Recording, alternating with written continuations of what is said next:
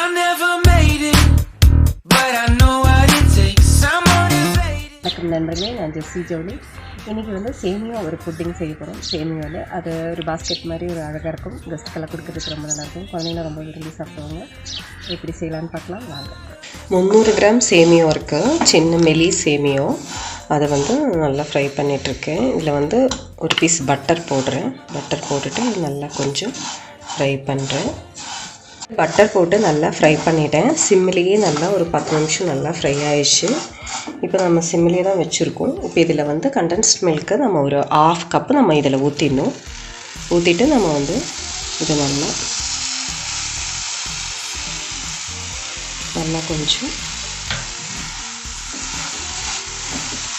இதில் வந்து வேறு சுகரெல்லாம் தேவை கிடையாது. சிம்மிலேயே வச்சுட்டு இது நல்லா நம்ம வந்து நல்லா கொஞ்சம் கலக்கிக்கணும்.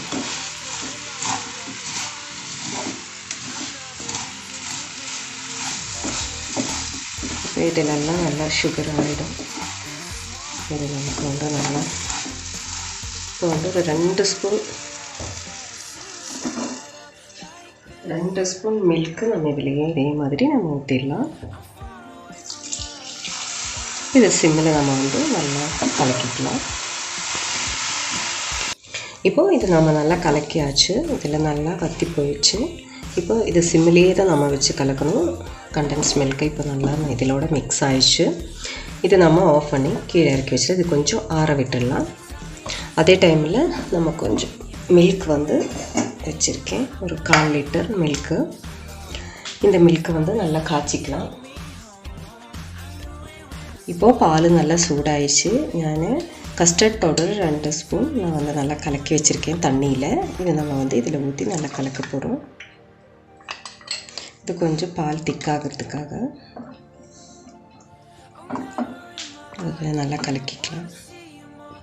இப்போ இது நல்லா திக்காயிடுச்சு. இப்போ இதில் மீதி கண்டென்ஸ்ட் மில்க்கு நம்ம இதில் ஊற்றுறோம்.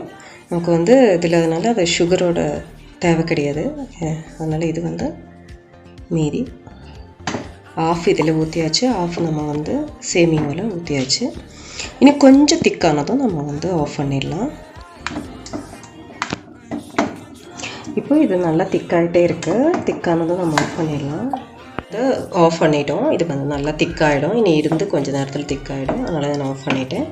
இப்போ வந்து இந்த சேமியோ வந்து நம்ம இந்த மாதிரி பண்ணி வச்சுருக்கோம் இல்லையா, இதை எடுத்து நம்ம வந்து இதில் ஒரு கோட்டிங் வந்து ஒரு கூடை மாதிரி நம்ம இதில் வந்து ரெடி பண்ணணும். நம்ம வந்து கையில் ஓட்டும் போது லைட்டாக தண்ணி வேணால் நம்ம தொட்டுக்கலாம்.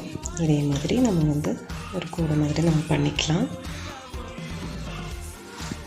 இப்போ நம்ம இந்த மாதிரி பவுலில் இந்த மாதிரி மோல்டு இருந்தால் நீங்கள் அந்த மோல்டுலேயே பண்ணிக்கலாம். சாக்லேட் மோல்டு இல்லாமல் அந்த மாதிரி பவுலில் ஒரே மாதிரி பவுலில் இதை வந்து நல்லா இந்த மாதிரி ஒரு இது மாதிரி எடுத்து ஒரு பாஸ்கெட் மாதிரி பண்ணியிருக்கேன். இப்போ இதில் நம்ம வந்து நல்லா காய்ச்சின மில்க் மேடும் பாலும் சேர்ந்து இந்த மிக்ஸு நம்ம இதில் ஊற்றுறோம்.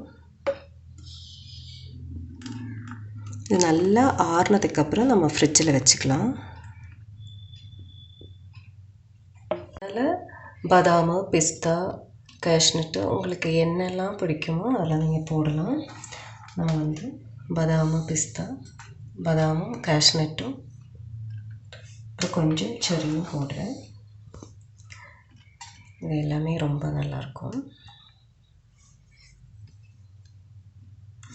செரியோட பீஸ் ஒரு கலர்ஃபுல்லாக இருக்கிறதுக்காக. இது ஆறுனதும் ஃப்ரிட்ஜில் ஒரு 10 நிமிஷம் வச்சுட்டு நம்ம சாப்பிட்டுக்கலாம். ரொம்ப நல்லா டேஸ்டான ஒரு ஃபுட்டிங்.